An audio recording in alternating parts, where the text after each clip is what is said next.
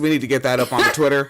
There is there's the YouTube going. There is the podcast audio going. And bring my gain down. Yes. All right. Live engineering on the Spid Knot. All right, so let's go ahead and get that on the Twitter. This is I mean, sometimes it's like, oh, we need to analyze this because this person has some influence. Analyze this and break it down where they're wrong. Right. And sometimes it's hilarious. Sometimes. And yeah, Tariq Nasheed is a fucking weirdo, but he's a weirdo because he's allowed to be, and I guess because his audience, conservatives are weirdos. Yeah, they are. That's it. It's the conservative mind is fucking weird. It is. Well, it has to be, because you believe a bunch of things that are not logical and not based in facts and reality. Yeah. Like, really. Woo. Facts have a liberal bias. Right. Shit. Like, what is wrong with Virginia? What do you see? So, you know how they're trying to get Northam to resign because he was wearing the KKK mask in his yearbook? Yes. The Attorney General told him to resign. Now the Attorney General has admitted he also wore blackface during his college years. What? Fucking... Is Virginia okay? No, it's Virginia. Of course it's not okay. It's everybody. Just... Yeah, and then fucking Cenk Unger, so wrong as usual. Fucking saying we really need to have a conversation instead of just firing everybody because a bunch of white people don't know what's wrong. Yes, they do. That's why they do it. They know what's wrong. Because that's the thing. They never go out like just like, oh, I'm just running errands, so let me put on blackface to go grocery shopping. No, they fucking wear it to fucking parties. Yeah. They're trying to be edgy and shit because they know it's fucking wrong. It's eventful. Recreational. Alright, I can take that video down. So yeah, we're definitely, we'll be getting into a bit of that, a bit of this. Trigger and or warning. Folks know how it gets with this fucking program. It's a little grisly. This show is fucked up. That is a fact. It is fucked up. Verifiable. All right, but yeah, man, like just a little bit of the audio by a nigga who sounds like Mary Poppins. So don't sleep on them dudes over there just because they got them accents. Them dudes are 100% with the shits. Some of them brothers over there are about that life for real, with a spot of tea. Because I play this shit in the morning while I'm getting ready for work, and I had to stop and make a post. Like, Tariq Nasheed just tried to use a British accent, and I think the value of tea just plummeted. All right, but let's take a little looky quicks here fast, and of what I had saved while I was going about my business. Yes. This coming out of the Intercept, real quick, real fast, real brief.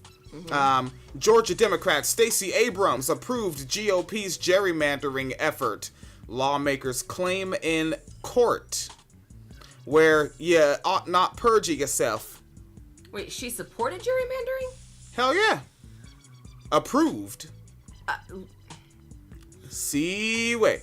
Oh man. Abrams is this is out of the article put up by an individual goes by the name of Lee Fang, and Lee Fang put down here, skipping to the second paragraph. Abrams is one of the Democratic candidates for governor in Georgia this year, vying for the nomination against another former Democratic legislator, Stacey Evans. Both candidates have claimed the mantle of championing voting rights, but accounts of Abrams' role in the 2015 redistricting could call her positioning into question. All right? So the redistricting proposal was rapidly passed 3 years ago, shifting the lines in 17 blue districts in the state legislature. Proponents of the unusual move to reshuffle state assembly districts in the middle of a decade, only 4 years after the redistricting that followed the decennial national census, claimed to be making minor tweaks to the map. No one in the Georgia House publicly objected at the time, and the bill passed unanimously. All right. Unanimously, huh? And then when a bill, House Bill, that's HB 566, arrived in the Georgia Senate legislatures and activists noticed that the maps appeared to be redrawn in a deliberate attempt to section off African American voters in swing districts, entrenching several white Republicans in crucial seats. So that's fun, good times. I know a lot of folks thoroughly enjoy that. Taking a look over the archive chat space, Sam Sampson said that was quite something as someone with an actual Brit accent. Sam, yeah, wait, like actually from Britain, right? Why did I say it like that? Britain. I'm McMurrican, that's how I say it. Britain, the UK. Yeah, so this is that's your is Stacey Abrams is I'm losing track of the names. Yeah. Is that the one where Bernie Sanders is silencing her? Yes, Bernie Sanders is silencing her, but Kamala is not. And Stacey Abrams is not silencing voters by approving of this redistricting. Absolutely not. Got it. All right, outstanding. Apparently, during the State of the Union, and I missed that stand-up comedy special. I kind of had myself a little sit-down and an adult beverage, and I was just annoyed with all the stuff and the things. Yes. And missed it. But apparently, Ocasio-Cortez got called sullen while sitting there and wearing a pin of with a picture of a little girl that got murdered in McMurrican custody. And folks were getting at her, obviously conservative-minded folks, for not looking more upbeat and smilifying. Well, the one that they keep pointing to is where it was Trump said something like, we're born free, we're gonna stay free, America will never be a socialist nation. He said something like that, like, we're gonna be free, America's never gonna be socialist. And Nancy Pelosi's behind him clapping, all the Democrats are clapping. Bernie Sanders just has his hand under his chin looking annoyed as fuck. And Ocasio-Cortez is just sitting there with her hands in her lap looking unamused. And it was like very specific cuts, like all the Democrats being like, yeah, fuck socialism. And then those two just being like, And that seems to be the picture that people keep using when critiquing her behavior. Her behavior, and of course it was that motherfucker. Oh shit. She's Noonan. Her last name is Noonan, I think. Let me take a look here and make sure I have it Rizite. Represent. No thanks. All these, every time you click on one of these news sites, You you're want like, to sign up for our newsletter? I want to sign up No. for your fucking newsletter. And then they try to buddy. make you feel bad about it. Like, do you want cool stuff or do you want to stay uninformed and boring? Nigga, fuck you. I'm not uninformed or boring because I'm not subscribing to your bullshit. You know how many fucking sites I look at a week? I'm a goddamn podcaster. I create content. All right? I do what my corporation that I work for calls adding value. Yes. All right? I take your shit and I curate it into episodes of leftist niggalicious funk. All right? Niggalicious funk. Thank goodness Tally isn't tuned in yet. Pure unadulterated funk. Get in trouble. Niggalicious funk. Ah, fuck. Theo tuned in right at that moment. All right. Now it really is time for niggalicious funk. And a Walgreens pharmacist denies a cis woman with unviable pregnancy the medication needed to end it. Nice. That's fun. And Aerosmith, they were some music fellers, drums, guitars, the whole business. And one of the folks that was affiliated with the Aerosmith goes by the name of Steven Tyler. Lead singer. All right, so a vocalizer. And this vocalizer with the Aerosmith opened up a home for abused women folk in Memphis. Oh, God. I was waiting for you to finish sentence. I'm like, what the fuck did he do? Oh, what now? Just let another one I like fall. Yes. I like how I be fucking. I like the chat space. Like, Theo Loco comes in, says, what's good in the hood, funk it up. Jan Loco pipes up and says, you missed the funk. The wine cellar brings people together. And we don't even drink wine on this program. We could. But we shouldn't. There's a lot of equipment. Yeah. You don't want to spill your Manischewitz. You don't want to spill them. As they started fucking selling shirts that say purple drank. Manischewitz did? Mm-hmm. Oh, Jesus. They know who's buying it. Yes, they do. I think more black people buy Manischewitz than Jewish people, but, yes. Huh. Because it is kosher wine. Yeah, it's kosher wine. We actually are a bunch of Hebrew Israelites. Fucking Christ. Kosher wine. All right, lace me up. My news? Yes. Let's see. After 4 years, a Miami family that made its fortune in real estate will now be able to drill into an exploratory oil well in the Everglades. Fuck the Everglades. We don't need them. Now, and exactly where are these Everglades? I'm a bad environmental fire. Tallahassee, Florida. Shit, I'm really bad. I fucking lived in Florida for 12 years. Yes. That's where the marsh is, right? Yeah, the marsh. That's what the Everglades are. It's like that marshy, like where all the alligators and the pythons live, and it's like, I don't know what it's like, old like cypress trees and water. It's like all just marshy shit. Yeah. Okay. Yeah, that's the Everglades. So yeah, there's gonna be drilling there. Yeah. Damn, I think they were fighting for that for a while. What's the date? 5 years. Yeah, but they just won their court case because they lost and then they appealed and then it got kicked around to another court and anyways, it just now ended and they just now got approval which overturned the original decision that told them no. So if you think about how long ago that is, I covered that in the wine cellar and you said about 5 years ago. Yeah. And you were on the program at that time. Yeah. That's how long we've been getting down. Right. Which also means that's how much money they had to keep fighting for 5 fucking years of legal bullshit. Just so they could try to find more money. Right. Spent a gang of money just on a gamble. Like, how expensive was this lottery ticket? You have to spend money to make money, all right? Jesus Christ. Yeah. Oh, Theo Loco said swamp. Yes. Swampy stuff. Swamp thing. Come on.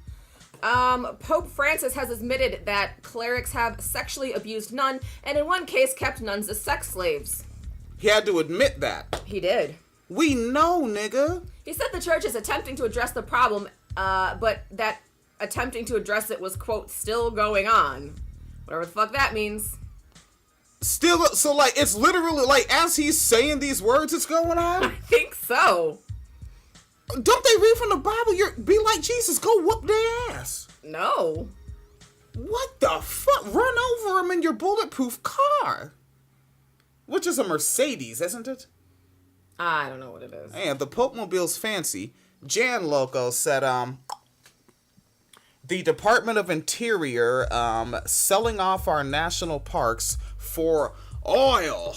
Yep. Which I forgot the name of that cat. My brain wants to say Tom Wheeler was the cat that Trumpelstiltskin put on it. Was he? Tom Wheeler, well, you know what? Why is Tom Wheeler in my head for totally different stuff? Hold on. Okay, we're looking up Tom Wheeler. Mm-hmm. Oh, Federal Communications Commission. Jesus Christ, I'm thinking about net neutrality. Because I was about to say, I thought wasn't that the guy that Ajit Pai? That's right, replaced. Like, oh man, all right. And Tom Wheeler was appointed by Barry Hussein. Yeah. Okay. Yeah. See, you fucking with my head, nigga. Yeah. Okay. So this story. Female congregation dissolved in 2005 under Pope Benedict was the Community of St. Jean based in France. In 2013, the Community of St. Jean admitted priests have, quote, behaved in ways that went against chastity. Wait, the who behaved in ways that who? The priests behaved in ways that went against chastity. That is... Again, I know. I did this rant some episodes ago, but why did you make the word rape if you're never gonna use it? In a separate case in India last year, a bishop was arrested over allegations he raped a nun 13 times between 2004 and 2016. Jesus Bishop Franco Christ. Mulakal of the state of Punjab has denied the accusations. In Chile, reports of abuse of nuns carried out by priests led to the Vatican Church to launch an investigation last year. Last year, the Associated Press also reported cases of this abuse with this congregation in Italy and Africa. And I know that's a serious story, but also I heard you when you said the word Chile. Like, that's now a hard word to say now. Oh, Chile? Yeah. As opposed because to of Chile. That. Yeah. Oh, and I think Jan Local reminded me it's Ryan Zinke. Oh, okay. And Sam Local pointed out the name Scott Pruitt. There's so many fucking names now. Who the fuck was Scott Pruitt? I gotta look these niggas up right on the spot. With the EPA? I think Scott Pruitt was with the EPA. It's like Trump just hired a bunch of niggas he met at a party. I swear to fuck. Well, he doesn't know their names either, so don't feel bad. Right, yeah, like, who's actually picking these motherfuckers? Also, like, you notice that every time he has a fucking speech, he'd be saying the wrong name? He'd be like, all right, well, thanks, Ted. Ted, you want to say something? My name is Charles. What the... Oh, like shit. this shit, right? Mm-hmm. Oh, he's the EPA chief. Yeah. Environmental Protection Agency. All right. And I listen to Democracy Now! Every fucking day. I know. But they're always covering, like, they cover protests and shit like that a lot. Yes. All right. You got, like, one more, so. Let's see, what else do I have in here?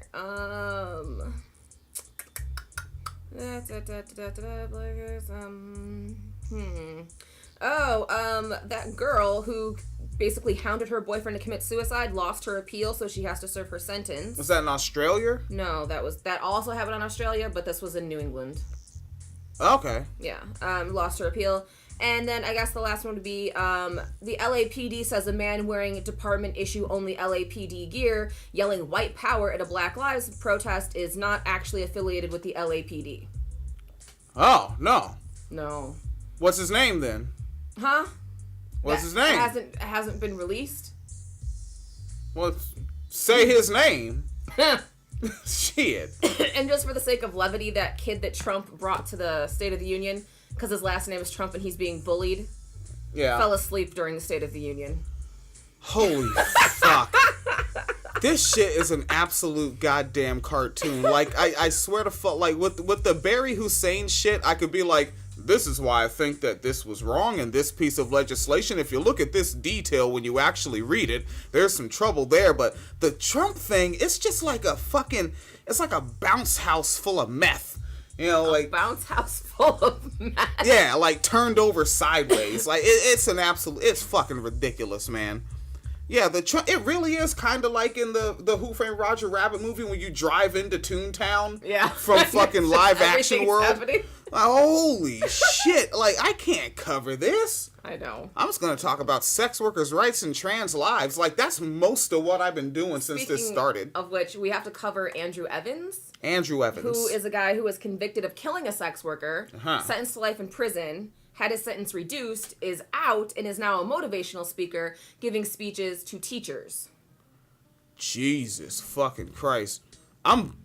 On some level, I want to blame that one on this fucking bounce house full of meth as well. No, because... He'd have done that shit anyway. Well, he's from Canada, first of all. Oh, shit. Yeah. And he already spent, like, a few years in prison. He killed her in, like, 2005? Because he couldn't get an erection, so he beat her to death. Fucking yeah, Christ. And then, like, he spent some time in prison, and now he's out giving fucking motivational speeches to school teachers. It's fucking... Yeah. Couldn't get an erection, so beat her to death. Yes. Fucking guy. Like, see, that I do not recreationally associate with my fellow men. Mm-hmm. And we're also going to talk about Rob Campia, too. Rob Campia. Who's like a libertarian who was really big in the whole legalizing marijuana thing for a while. Oh shit! I was reading that. I think I read the whole article. It was a heavily well detailed article. So he was a libertarian that was his like policy thing, was trying to legalize or decriminalize weed and whatever. And he apparently has been accused of sexual harassment and whatnot. And now he is kind of holding donors hostage who are trying to work for sex workers' rights movements by saying basically if he's not allowed to work with the sex workers that he's not going to pass along his info, his connections, contacts. So that's the thing that's happening. Jesus Everything Christ. sucks, really, when you think about it. And take a look at the archive chat space, and then I'm going to get to this Tariq Nasheed shit. Because you know how it is when we're playing audio, be a 5-hour episode. Said they should have locked him underneath the prison. Oh. Yeah. Vote for Emperor William. I'll do it myself. You know what it is. And it involves cupcakes and corn muffins and whatnot, just in case anyone's... Yes, it absolutely involves cupcakes. Okay. And they go, oh shit, that's homie loco from the Twitter. Who's that? Britton Gads. Hey. Said, sex is bad, okay? Sex is bad. Also, why the fuck did Kamala tweet out with the hand claps in between every word? Oh shit. Politicians should not tell women what to do with their bodies. Whoa, hot take. Skibbity beam bomb boom, hot take. I'm just like, does this include people who are forced to do prison labor? Like those women too? Or not all women? I don't know. Fucking pig. Ugh, gross. All right, let's see. So let's get down to the funky stuff. Yes. All right, Tariq Nasheed, I have my shit noted up. Okay, 22.5 minutes. Again, I was playing this shit this morning while getting ready to go down to the factory and be exploited for my labor. And I gotta tell you, folks, steel-toed Caterpillar brand shoes. Yes. If you're in the blue-collar sect and you're gonna be exploited, those are the shoes you want to have on. That is an outstanding pair of fucking unfairly compensate me for my labor shoes. Can I read you one more Kamala tweet? I'm sorry. Yeah, man. Russia was able to influence our election because they figured out that racism, sexism, anti-Semitism, homophobia, and transphobia are America's Achilles heel. These issues aren't only civil rights, they're also a matter of national security, and we have to deal with that. It's like she's reading a parody of a fucking, like a right-winger made a parody of a stereotypical Tumblr account, and she's just reading that. What? And, Theo Loco said, how do you stomach Nasheed? Let me see. I'm an ill cat. Like, yeah, I can, especially, I think a major factor for when I'm listening to shit that I, strongly disagree with is, like, if they're inadvertently funny. Cause like that shit be funny to like when I used to have the time. Remember, folks, I used to listen to all 4 hours of Alex Jones' show every fucking day, and then the 3-hour Sunday show. Mm-hmm. I used to listen to I think it was 2 hours, if I remember right, of Brian Fisher's show. Brian Fisher's is the one that talks about how Nazis were homosexuals and all that business. I used to listen to the whole episode of Michael Savage when I had the time. Remember that one? The yeah. Jewish young man. Yeah. He's from New York, but he's out in California now. Mm-hmm. And yeah, still like sounds like a New York Jew. Oh yeah, he kept his New York accent heavily, which is one of the funniest things I saw someone say about I think it was that nigga on Facebook goes by Leslie Berry, mm-hmm. and they say he doesn't even have his Brooklyn accent anymore. About who? Bernie Sanders. Who doesn't have a what? Yeah. Let me be clear. Let me be very clear. I'm going to take a look at the comments section. Kamala is a hot mess, and Kuhnmala is a cop. I know, Kuhnmala is one of those ones where it's like, I'm not going to say it yet. I'm going to wait. I'm going to wait for the right moment. I know it's been in all of our heads for some time, and it's like, when do I want to say it? Right after the State of the Union. Perfect moment. Shut up, Kuhnmala. Shut up. You're the fucking Meg of black politics. Shut up, Meg. Shut up, Meg. Okay. Mm-hmm. And what Jan Loco said, I can't listen long enough to get the traffic report, and said, you are brave. And, you know, and given that this shit be funny, remember, when I lived in Florida, I rode a bicycle to and from work. I ran high risk of falling on my ass laughing at some shit. Whew. Especially, like, Alex Jones 2016, he was wildin'. Yeah. All right. Oh, shit, we have to go back and listen to him, though, because now that Roger Stone got arrested. No, you don't know. You don't know. Okay. You don't know. Phoenix Cleater thinks that Alex Jones is predictable or something. Said Williams got the thickest skin ever. Heavily melanated, couple of keloid scars, and no blue veins. Oddly arranged nipple hair. Not well organized. Not proud of it. All right. Tariq, check out this fact. And I'm going to give it a few seconds ahead so he can lean into it. All right? That's nothing. So it's tangible time. We've gotten, if that's the case, we got somebody who's basically an open white supremacist with Trump. So now, okay, we've seen the belly and the bottom of the barrel. Now it's tangible time. It can't get no worse than him. Now, let's get to the tangibles. Okay. Tangible. See, that's the thing where people are missing out. Trump ain't done nothing to us that has not been done already. That sounds like something we would say. Yeah. That's what's fun is he'll say some shit that I would say, but then he keeps going.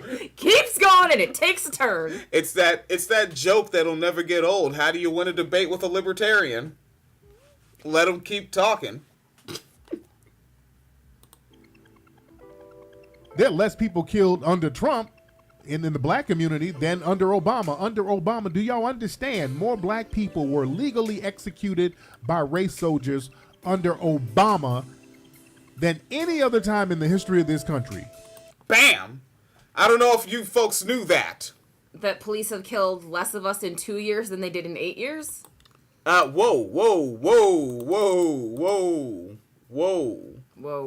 Trump years are like dog years. Okay?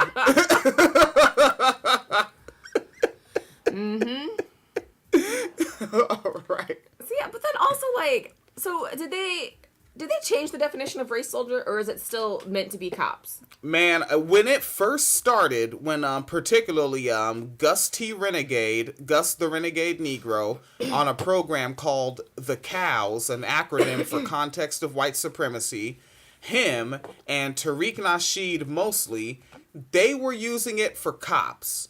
And then they just let it branch out to just any white person. Like they call fucking, yeah, just like somebody who's a rude customer service person is a race soldier. Oh, Jesus. Yeah, they use it for fucking anybody.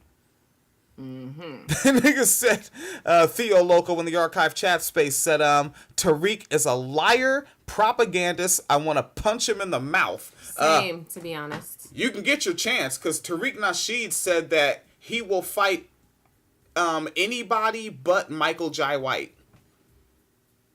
I would not want to fight Michael Jai White either. Yeah, he said that's the only person he won't fight. He said he's going to fight Terry Crews. I would love to see him fight Terry Crews. Yeah, that would be pretty neat. I would like it. And especially like if like in between hits, Terry does like one dances of the yeah. Oh man, but Terry is being whacked though right now with that Liam Neeson shit. Oh yeah, that's fucked up. That's fucking weak. Because I remember, and the reason that Terry got at Terry Crews is because he was wearing a pink suit and took a picture of himself jumping and said something like, "The floor is toxic masculinity." Yeah. And so like he was mad, and I was like, I just want him to fight Tariq, and then every time Tariq is like, "Stop touching toxic masculinity," because I'm an asshole. Oh man. Right. Oh, and Britain said, "Let him fight Wesley Snipes." Yeah. Yeah. And I don't even think Wesley doesn't even have that much weight on him. He's just a small, strong man. But he also has like a very long martial arts career. Like he's been. Yeah. Yeah.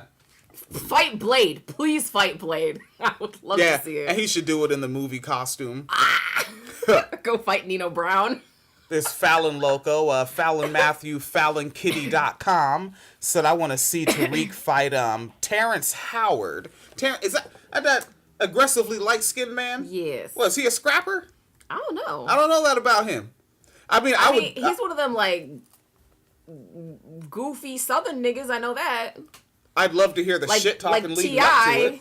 Like, you know, that kind of like, I know you know what type of nigga I'm talking about. Be like, I know you didn't just call me a coon, man. Look, man, you don't just call a brother coon, man. Yo, I just might have to set my yak down and whoop your ass, man. Yeah, that could be a good time. I'll let this ride a little bit more, and then we got to get to how Tariq Nasheed rewrites the history of colorism. It's outstanding. Outstanding. Let's go with that. I'm talking about doing Jim Crow. I'm talking about doing the 1950s, 60s.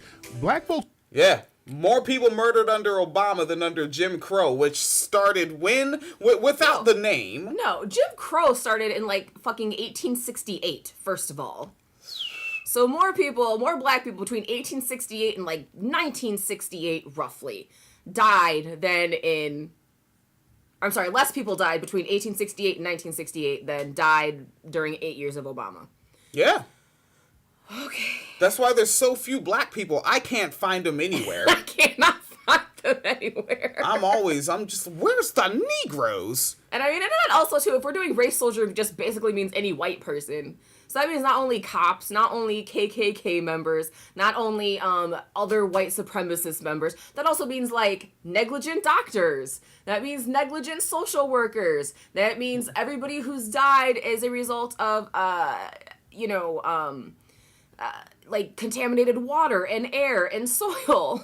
Fucking everyone who's died in natural disasters from bullshit like FEMA responses. Prison guards. Right? Like, really? Less people between like the 1860s and 1960s than 8 years of Obama? I mean, I would just like to see some receipts. That's all I'm saying. I would like to see some receipts. But he said it, family. But he You said dig? it. But he said it. Archive chat space. I hope I'm not missing too much here. FallonKitty.com said, more people than Jim Crow? I twitch. Which, that could be a double entendre. Double entendre. Theo Loco said, a lynching every 2 days in the South. Well, And in every 2 days... That's like less than like 220 a year. Yeah. If you did the math on that more accurately than I just did in my head. I would say it was something like, I think the official tally was like something like 4,000 lynchings, but that was like specifically like, get dragged out to the woods and strung up from a tree type of shit, not cops killing you, not prison guards killing you, not, like not all the other things that are also killing you because you're black. Yeah. So yeah, I don't see how that's even like possible, like honestly. I don't know, man. Folks weren't killed like that. Even in the highlight of lynchings in the 1920s, black folks weren't lynched like that, like black folks were killed under the 8 years of Obama. I'm telling you, folks, people think I be tripping when I say Tariq Nasheed is on some wild shit. That's why I like to play the audio, and I'm so glad we have high definition audio now in the wine cellar, so that people can hear that this shit is said on purpose to somebody that actually has a wee bit of sway and influence. Like if you're on the Twitter and you see people saying shit like on code or shea butter Twitter and shit, or like, if they call a guy like me moist, because I'm very feminine, they could call me moist. That's part of Tariq Nasheed's Negro bed wench. That really is owned by him. There is no other black content creator that says that as much as him and owns it like him. Who is that? Theo Loco said throat punch. And Fallon Loco said the highlights weren't in the 1920s. No, it was the highlight. I mean, it was the Roaring 20s. Like, black people were lions. That's why they called it the Roaring 20s. Because the Negro lions were coming out, taking out white supremacist race soldiers with the spirit of Ogun, family. You dig? Oh, God. Yeah, the 20s. Wasn't that when they started Prohibition? And black people had to come in the back door to clubs where they performed? No, they were prohibiting the white man from putting his foot on the black man's neck. Yeah, okay. Okay? Because brothers and sisters were on code. Right. Okay? Right. Wasn't none of that moist shit. It was all fucking like very not moist. It was dry, like a desert. Somewhat. But we had Vaseline. We made it work, family. Let me see. Let's let this ride a little bit more. You understand? So it's tangible time. We're not about to elevate everybody over us because right now it's very critical. Okay, so this is when he goes into his fucking black legislation for black people. Whoop. He ain't that damn. Because he means black legislation for... Which is also just like vague as shit. He doesn't actually have ideas. No. Like, we need someone to put black policies first. Okay, what the fuck is a black policy? And I mean, and considering that he is a damn good fundraiser... Yeah. And he's got some change in his pocket himself. Yeah.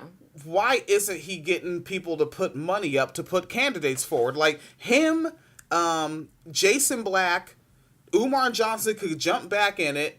Like all these, Boyce Watkins talks all that money shit. Mm-hmm. Put some money up for some candidates. Mm-hmm. Like basically take over a city council and make that city awesome for black people. Prove it. Right. Prove it. But you would have to have policies and know how to implement them. Nah, but I'm selling this Hidden Colors DVD though. Right. Yeah, or Boyce Watkins is a guy has a book. He has books. Yeah. Or Dr. Cloud Anderson. Fucking these niggas, man. All right, let's rock. We're getting into it. Tariq Nasheed, Colorism, as you've never heard it before. I forgot to turn on our spotlight for this episode, and that's just how it's going to be. Oh. The Negro family members, they were still on the island of Haiti, trying to finesse their way up off the island. So, again, a lot of cats came from Haiti, that mulatto class, and went into New Orleans in Louisiana. And understand, down there in Louisiana, you had that Creole class who many of them were slave catchers. They would turn in runaway slaves down. Is this anything that you've read about before? I mean, there was that to a certain extent, but I don't, many implies to me like 70% of them. It was not like 70% of them. But it was like 68 though, 68.4. It was not like 68. And I know something else a lot of Creoles used to do was actually buy slaves, and that was their family that was left behind. And then they could grant certain protections as slave owners to their darker skinned family members that they would not, who had to identify as Negro, that would not have had the same rights. But I'm sure he's going to mention that next though. So as black people that bought slaves, they were doing what white supremacists do, so they were actually coons. They were actually coons for buying their darker family members. Yeah. There we go. Yeah. See? You dig? Down there, those Creoles.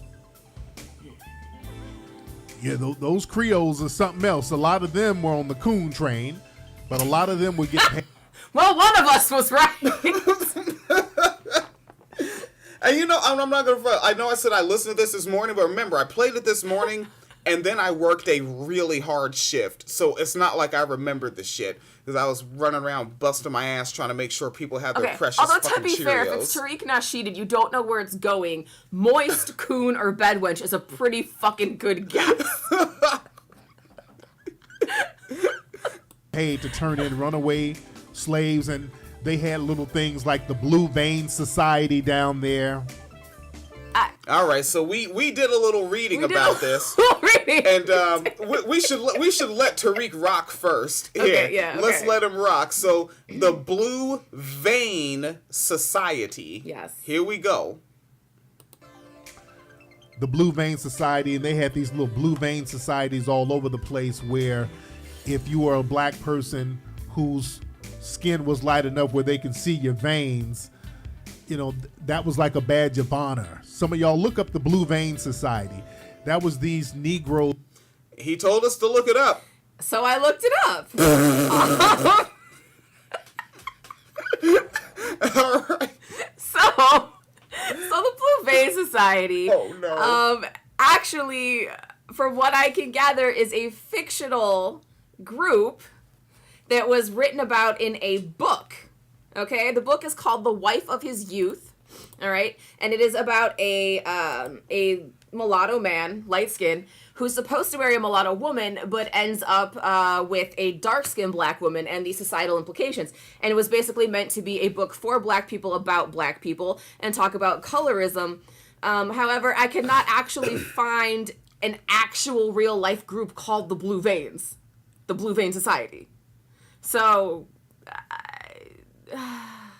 Okay, but Tariq Nasheed is not moist, and he's speaking with a tone of authority Yes. on a pretty decent quality microphone, and he's saying these words. Was trying to be like the Blue Blood Society.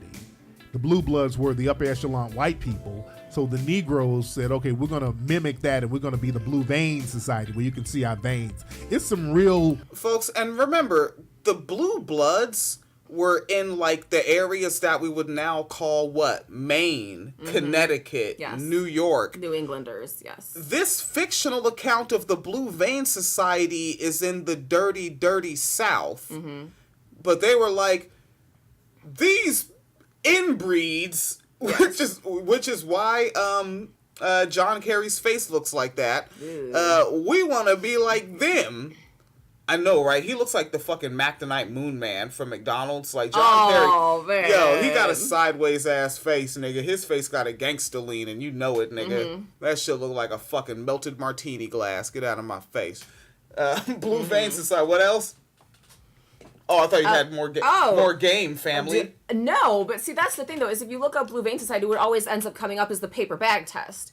So, you know, obviously, if you're light-skinned, you can see the veins. I also passed the paper bag test, but the paper bag test was like the real-life manifestation of what the fictional account in this book was of the Blue Vein Society. But facts are stupid, so whatever. All right, but he has more actual facts to say that have nothing to do. What Brady Cat say the Blue Vein Society? I have to drink to keep from dying laughing. Hella deep shit with that stuff, man. I like that was most of his commentary was hella deep shit with that stuff, Yes, man. yes. Hella deep shit. All right, let's see. And they still carry that same mentality to this very day. That's why they talk to us like we stupid. Who is they and who is we? If they're followers of yours that repeat shit that you say, they might be stupid. Yeah. This is why when we start talking about an agenda, see, these Negroes, you see them get appointed in all these little places and placed in the media and all this, and you're like, dang, why are they talking down on us getting some tangibles? Well, this is why. Because they're already getting theirs. They're already getting their tangibles. You understand? I don't know if you knew that, but apparently the Blue Vein Society that existed and still exists and is a whole bunch of light-skinned Negroes is getting their tangibles, which is the vague term he came up with now for legislation specifically for you. I have blue veins. I would like my fucking tangibles, please. No, you take your fucking old Echo sweater with cat hair on it and you like it. No. I demand a new Echo sweater as part of my tangibles. No. Yes. I earned them. They're getting their tangibles already. And they get their tangibles by keeping you in the dark. And understand, with the links and all those little organizations and the Boule, remember, the links and the Boule, these are organizations where they had brown paper bag tests, man. I like the way he sounded like such a hippie in that moment. They had brown paper bag tests, man. Did you know that, man? Let me. I just want to hear him say that again. Where they had brown paper bag tests, man. Man. Y'all know about that. They used to have brown paper. Yes, ma'am. So the Boule Society, that was a bunch of fraternities, right? And I've always heard that they had brown paper bag tests and colorism was a huge thing. But some of the people who were in these societies are not, this man's is not passing the brown paper bag test. All right, so Phoenix Calida is... oh, damn. Oh, no. Yeah, that's not showing up well at all. Okay. What if I brought put the brightness down? Oh, shoot. What if I took that off? Though. There it goes. Yeah. Like, yeah, that guy's not passing the brown paper bag test. And it's interesting because when he talks about the Boule Society, a lot of the, like, the fraternities he's talking about, like, Martin Luther King's fraternity. Like, I mean, he wasn't dark, but... mulatto? And he also was not down with black people. He was not down with black people. He was very much about, Was it getting his tangibles and leaving other black people behind? He had no concept of, That's why you hear those newscasters where they say Martin Luther Coon and then correct themselves and say King. Because they're like, because even they know he's a coon. See, and those white people are on code, family. They want tangibles. Yes. You dig? Mm-hmm. I like saying that because I think Michael Graham might listen. Yeah, it's just funny to me, the idea that Martin Luther King is part of the Boule and is mulatto and hates poor people. I just That's why he started the Poor People's Campaign. Man, look. Because he wanted to get a camera on their pain so we could laugh at them. Is that what that was? Yeah. That's how it happened? Yeah, it was about recording poor people in pain. Martin Luther King was going to walk up with some wingtips on, kick him in the shins, and be like, ha, ha, ha, ha.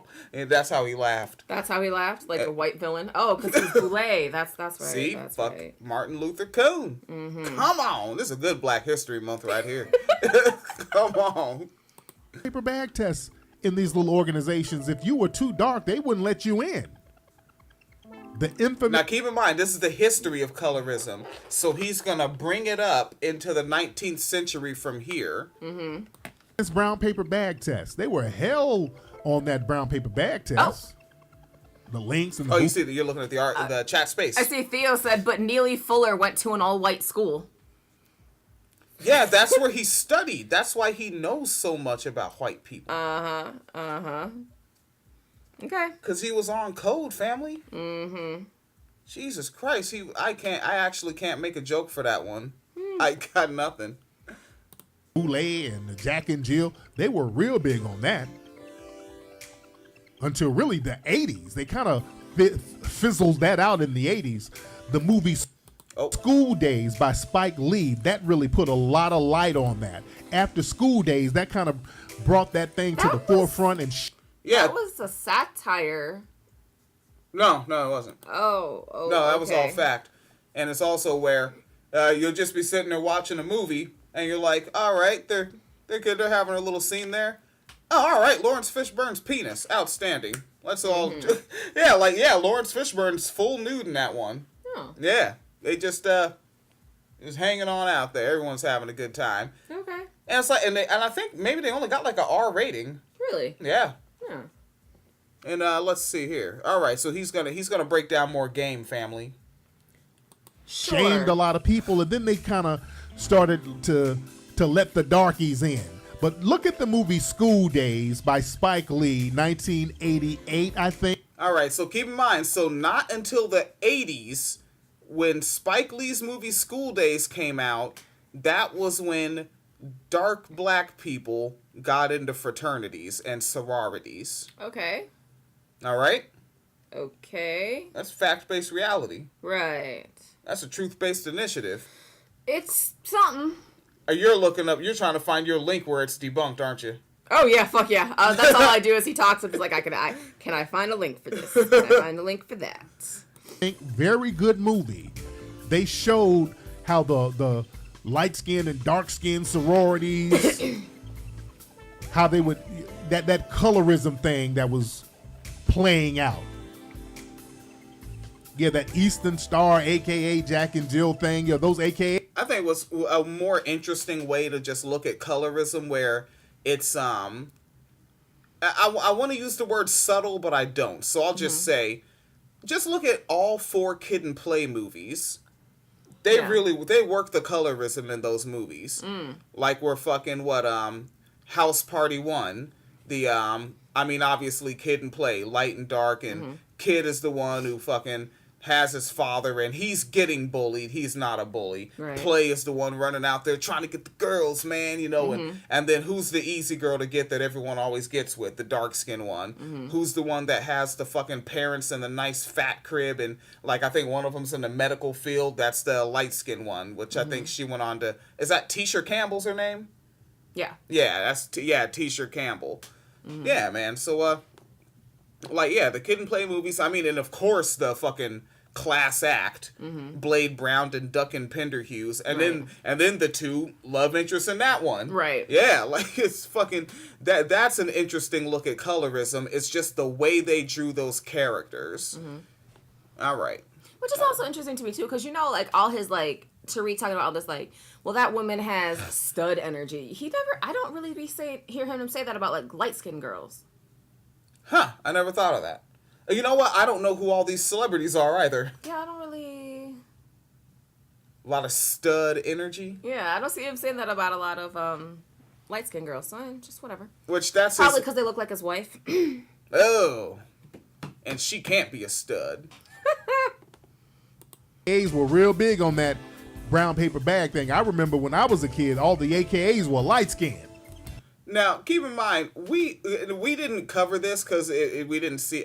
Maybe we did. I don't know. We've done so many episodes of this damn podcast. And, yeah, I'm playing his shit, getting ready for work, and he was talking about when he was a kid, he was homeless in I think he said northern Los Angeles. Mm-hmm. So it's like, how were you hanging around colleges in the South to know that? Mm-hmm. All right, so I mean, he's lived a lot of different lives. Nigga had a teleporter. Lived a lot of different lives, maybe. Oh, ma'am. What? All of them. They were known for being light-skinned girls. All the AKAs were known for being light-skinned girls. Oh yeah, they were. Somebody said they had a prostitution ring in Georgia. They were some freaks too. That's another thing. And I mean, they may have had sex workers, they may not have, but I know with these type of conservative niggas, that's just something they say. Like, that's their version of like, oh, that cheerleader, oh yeah, she slept with the whole football team. That's their version of that. Yeah. Yeah, they just like saying that. It's like this preemptive slut shaming just in case she'd probably turn me down if I ever got in her presence. Right. Yeah. Fucking conservatives. Thing. The AKAs were light skinned and freaky. Probably them Q dogs turned their ass out. And see, I like how you just take a pause to think of something to add on to that. Yeah. And then it went from slut shaming to that's sex trafficking. Actually, that's sex Q trafficking. dogs turned them out, and also I saved the screenshots and I never got them reposted because I was hoping the person who originally posted them would get more traction. I shared their shit to Social Dissonance. It didn't get much traction there, so I might post them myself. But it is it's stories that rape victims are telling with their names cropped out of rape victims of the Q Dogs fraternity. Mm-hmm. The Q Dogs fucking rapists just like any other fraternity. Yeah, well, I mean, but that whole thing though, he's always talking about like, I don't know why people always say I was a pimp because you say shit like this.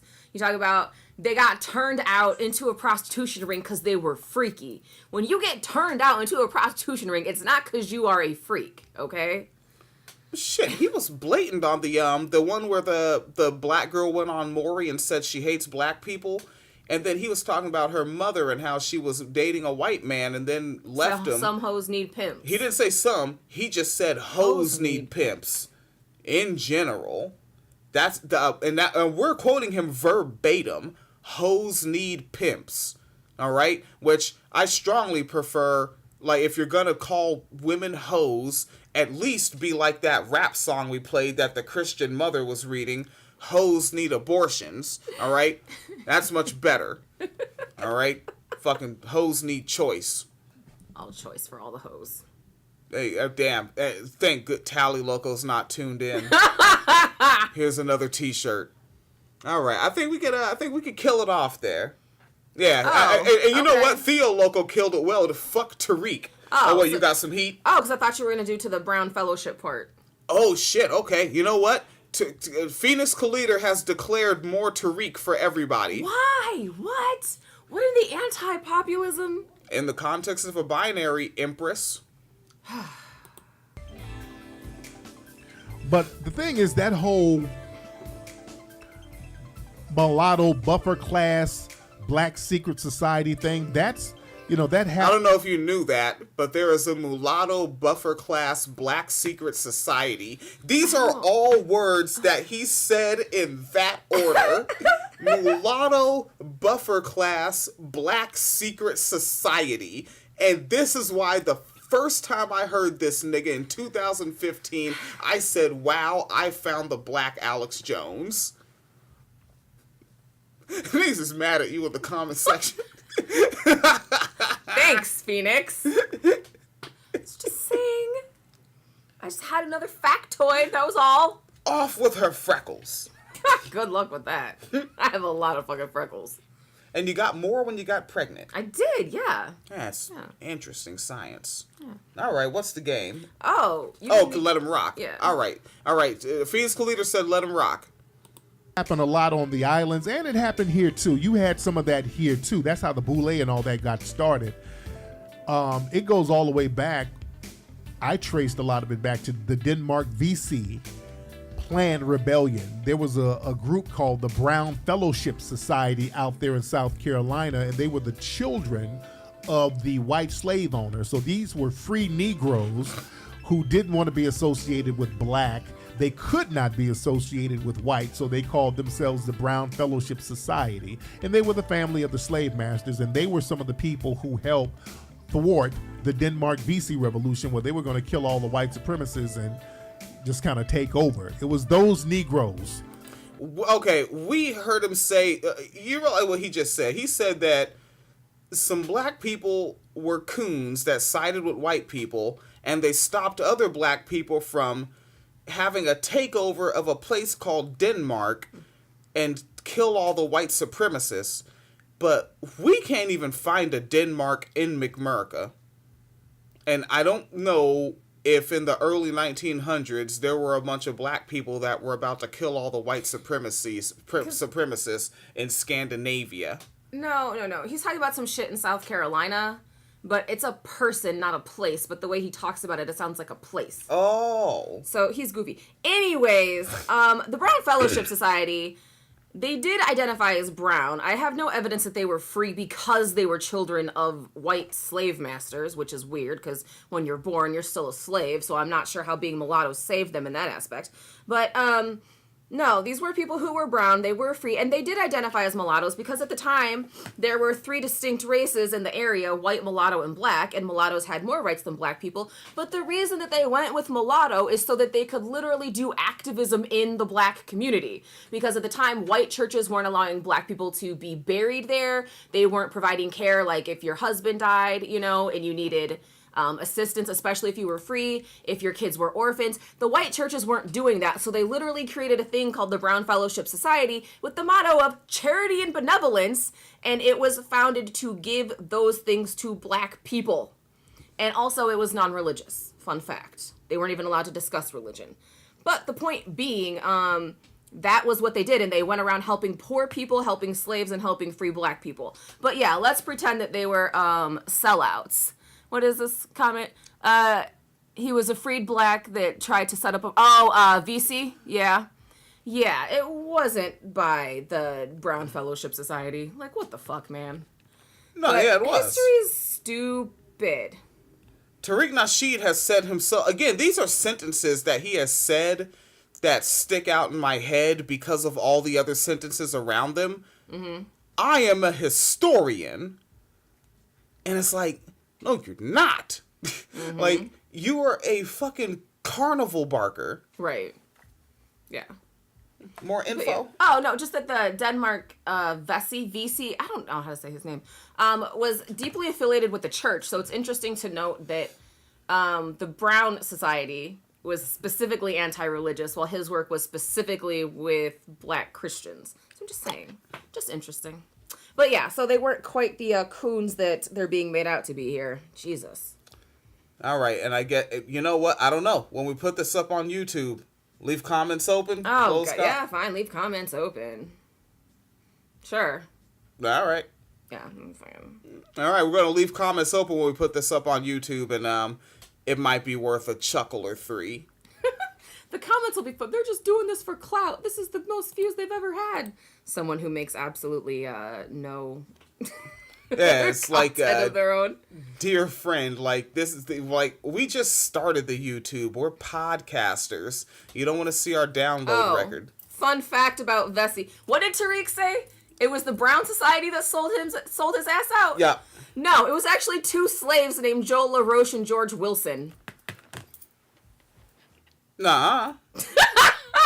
Nigga, you can't just... Okay, but they were Joe LaRoche and George Wilson, like that, and these were adults, right? Yes. And so they got to be adults and maintain as adults by eating food, right? Yes. And did their groceries not come in brown paper bags?